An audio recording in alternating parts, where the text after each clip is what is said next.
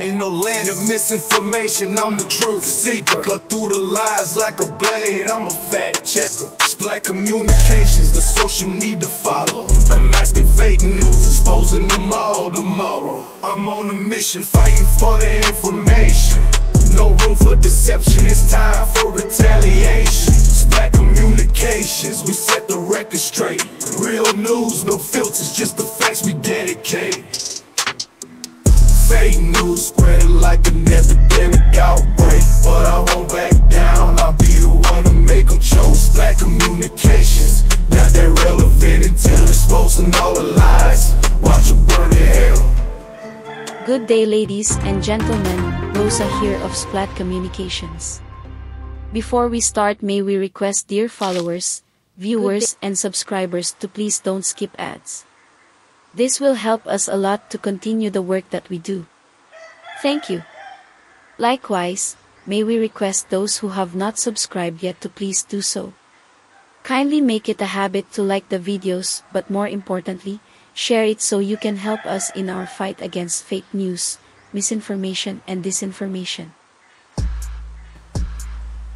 Natatawa na lang ako talaga sa mga ilang taong nabubudol. Kasi yung utak talaga, medyo kasagad na talaga eh. Pag magpapa-impeach ka sa kamera, magsisimula ho yan. Tanungin ho kayo, posible kaya?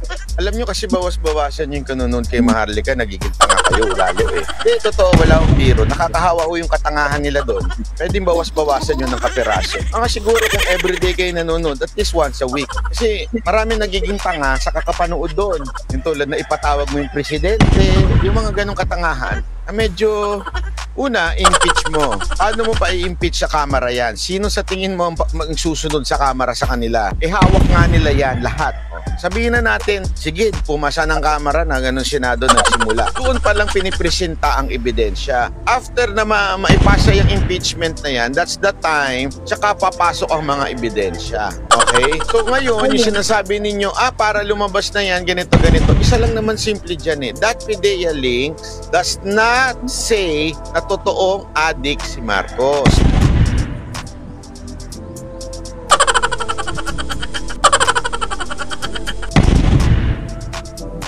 Magandang araw po sa lahat, Wina po ito. Bago po natin himayin ang video, shoutouts po muna tayo na nakapalaob sa ating full channel intro. Maraming salamat po.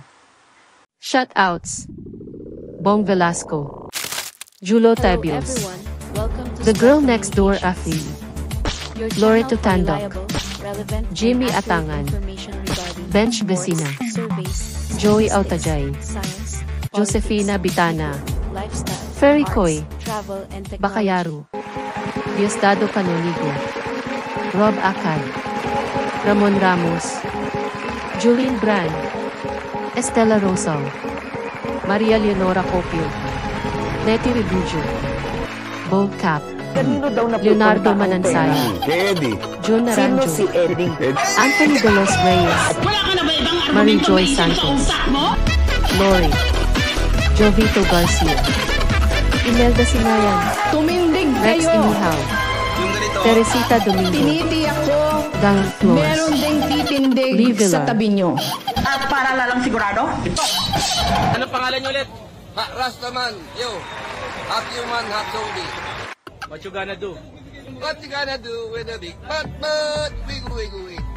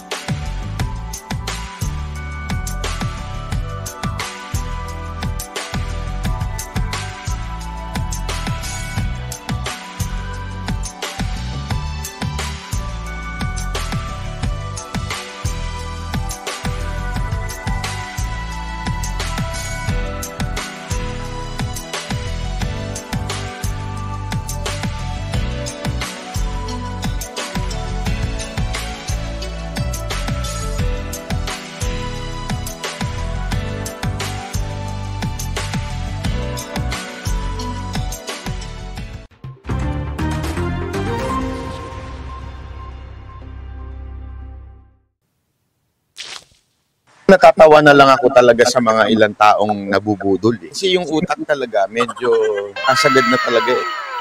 Oo naman, para po sa mga matatagal nang nakasubaybay sa amin, alam po ninyo na kami ay objective at parehas sa aming mga komentaryo at pananaw. Okay Banat Bay, does it take one to know one? Yan ba ang pinakakahulugan ng statement na yan? Marunong ka ba mambudol kaya alam mo mong nabubudol ni Maharlika ang mga taga-subaybay niya? Ang kasabihan po nito sa Ingles ay the pot calling the kettle black. Pag magpapa-impeach ka sa Kamara, magsisimula ho yan. Tanungin ho kayo, posible kaya? Sa ngayon ay mayroon tayong 316 na mambabata sa mababang kapulungan. Kailangang makakuha ng 106 na congressman o congresswoman para umusad ang isang impeachment complaint sa mababang kapulungan. Sa takbo ng ating kongreso ngayon sa ilalim ng pamumuno ni House Speaker Martin Romualdez, malabo pa sa pagputi ng uwak ang makakuha ng 106 votes. Ritak, baka nga hindi pa makakuha man lang ng 10. So may konting tama naman ang sinabi dito ni Banat Diwa. Alam nyo kasi bawas-bawasan yung kanunon kay Maharlika, nagiging tanga kayo lalo eh. Hindi, totoo, wala akong biro. Nakakahawa ho yung katangahan nila doon. Pwedeng bawas-bawasan yun ng kapiraso. Siguro kung everyday kayo nanonood, at least once a week. Kasi marami nagiging tanga sa kakapanood doon. Sa totoo lang naman talaga, kilala si Maharlika upang reyna ng peking balita si Maharlika na nagpapakalat ng maling impormasyon. At dahil sa pinapaniwalaan nila ang lahat ng sinasabi niya, lalong lumalawig ang mga fake news at ang mga nabubudol niya. Yung tulad na ipatawag mo yung presidente, yung mga ganong katangahan. Co-equal branch ng pamahalaan ang executive na pinapamunuan ni Pangulong Ferdinand Marcos Jr. at legislative branch sa pamumuno ni Senate President Juan Miguel Zubiri at House of Representatives Speaker Martin Romualdez. Dahil dito, hindi maaring basta tawagin sa pagdinig ng Senado dahil sa tinatawag na interparliamentary courtesy o patas na paggalang. Medyo, una, impeach mo. Paano mo pa i-impeach sa Kamara yan? Sino sa tingin mo ang magsusunod sa Kamara sa kanila? Hawak nga nila yan, lahat. Amin na po itong naipaliwanag kanina na malabo pa sa pagputi ng uwak na makakuha ng 106 na mambabatas ang sino mang nagnanais na maghain ng impeachment complaint laban sa Pangulo. Ibig sabihin ay tila wala nga sa sariling katinuan ang nagsususulong dito. Sabihin na natin, sige, pumasa ng Kamara na ganun Senado nagsimula. Doon pa lang pinipresenta ang ebidensya. After na maipasa yung impeachment na yan, that's the time, tsaka papasok ang mga ebidensya. Okay? So, tama naman po ang paglalahad. Kapag nakalusot sa mababang kapulungan ang isang impeachment complaint, ibig sabihin, nakakuha ng 106 na kongresista ang aayon sa pagpirma sa impeachment complaint. Agarang ipapadala ang impeachment complaint sa Senado, kung saan magko-convene ang Senado bilang isang impeachment court kasama ang Supreme Court Chief Justice bilang tagapamahala ng mga proceedings. In a world unfolding, where stories come alive amidst the chaos. Please support Splat Communication Channel memberships. For small amounts per month, you would be able to help us continue our fight against fake news and disinformation. We have 3 levels of memberships: Splat Beginner, Splat Intermediate Plus, and Super Splat. Channel members have the any or all of the following perks: Loyalty Badge, Priority Reply to Messages, Members-Only Live Chat, in-video and live video shoutouts, Early Access to Videos, Connecting to Social Media, Free and Discounted Merchandise. Hurry! Please become a channel member now. ngayon, yung sinasabi ninyo, para lumabas na yan, ganito. At nakapag-convene na ang Senado bilang impeachment court ay sisimulan na ang pagdinig sa mga nakapaloob na reklamo sa impeachment complaint at ilalabas ang mga ebidensya at mga depensa ng magkabilang panig. Isa lang naman simple dyan That PDEA links does not say na totoong adik si Marcos.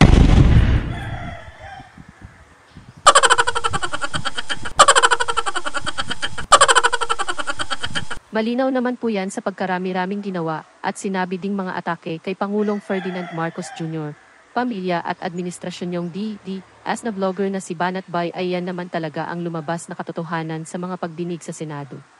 Ngayon, kung bakit biglang nagbago ang tono nitong si Banat Bay ay ibang usapan na yan.